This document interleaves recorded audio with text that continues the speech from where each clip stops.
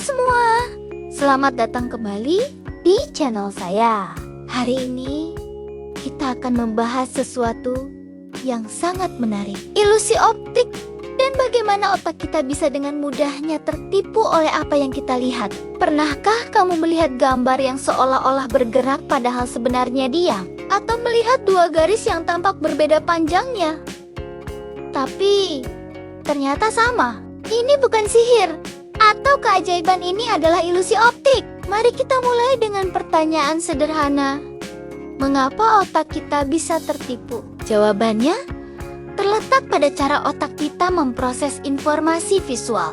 Otak kita tidak hanya menerima gambar mentah dari mata, tetapi juga secara aktif menafsirkan dan membuat asumsi berdasarkan pengalaman sebelumnya. Bayangkan otak kita seperti komputer yang super canggih. Setiap detik, mata kita mengirimkan jutaan bit informasi ke otak untuk menghemat energi dan waktu pemrosesan. Otak kita menggunakan jalan pintas pola-pola yang sudah dikenal untuk memprediksi apa yang kita lihat. Salah satu contoh klasik adalah ilusi Emler layer. Dua garis dengan panjang yang sama akan terlihat berbeda ketika ujung-ujungnya diberi tanda panah yang mengarah ke dalam atau keluar. Mengapa? Karena otak kita terbiasa melihat perspektif dalam kehidupan sehari-hari, di mana garis dengan tanda panah keluar biasanya menandakan objek yang lebih jauh.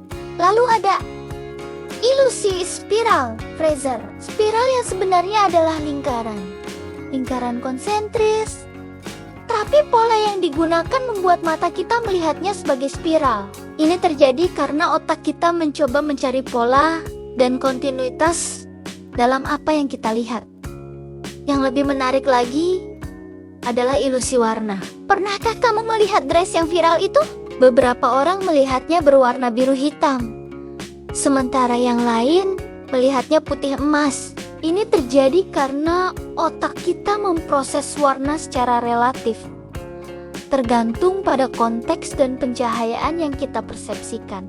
Tapi ilusi optik bukan hanya tentang menipu mata. Ini juga mengungkapkan banyak hal tentang bagaimana otak kita bekerja.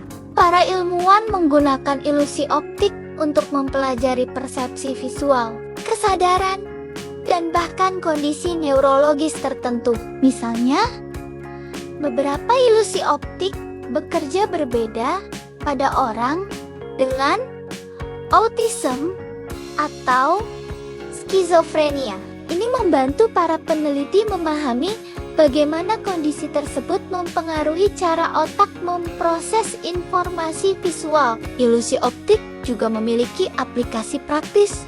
Para desainer grafis dan arsitek menggunakan prinsip ilusi optik untuk menciptakan ruang yang tampak lebih besar atau membuat desain yang lebih menarik. Seniman menggunakannya untuk menciptakan karya yang menakjubkan dan membuat kita berpikir ulang tentang realitas yang menarik. Kemampuan kita untuk tertipu oleh ilusi optik sebenarnya menunjukkan betapa canggihnya sistem visual kita. Otak kita tidak hanya pasif menerima informasi, tapi aktif menciptakan makna dari apa yang kita lihat. Ini mirip dengan cara kita bisa mengenali wajah seseorang dari berbagai sudut dan pencahayaan, atau bagaimana kita bisa membaca tulisan meskipun hurufnya tidak sempurna. Otak kita melakukan banyak editing dan interpretasi terhadap input visual yang kita terima. Tapi mengapa evolusi membuat kita rentan terhadap ilusi optik? Jawabannya mungkin terletak pada kebutuhan untuk bertahan hidup.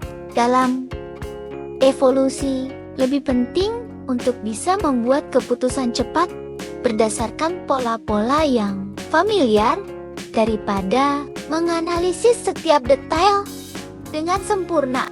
Misalnya, kemampuan untuk dengan cepat mengenali bentuk predator di kejauhan, meskipun tidak sempurna, lebih menguntungkan daripada menghabiskan waktu memastikan apa yang kita lihat dengan tepat. Ilusi optik juga mengingatkan kita bahwa persepsi kita tentang realitas tidak selalu akurat 100%.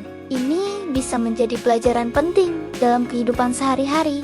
Kadang-kadang, apa yang kita yakini benar mungkin perlu ditinjau kembali dari sudut pandang yang berbeda. Sekarang, mari kita bicara tentang bagaimana kita bisa mengalahkan ilusi optik. Meskipun otak kita naturally tertipu, kita bisa melatih diri untuk lebih aware terhadap ilusi optik. Caranya dengan memahami prinsip-prinsip dasarnya dan sering berlatih mengidentifikasi pola-pola yang menipu. Ini seperti bermain teka-teki. Semakin sering kita berlatih, semakin baik kita dalam mengenali trik-triknya.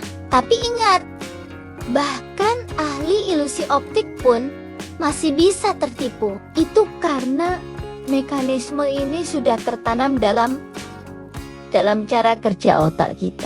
Nah, sebelum mengakhiri video ini, saya ingin mengajak kalian semua untuk mencoba beberapa ilusi optik yang sudah saya siapkan di description box. Coba lihat, berapa lama kalian bisa mengelabui otak kalian sendiri. Dan seperti biasa, jika kalian menikmati konten ini, jangan lupa untuk like, komen, dan subscribe. Aktifkan juga notifikasinya agar tidak ketinggalan video-video menarik lainnya.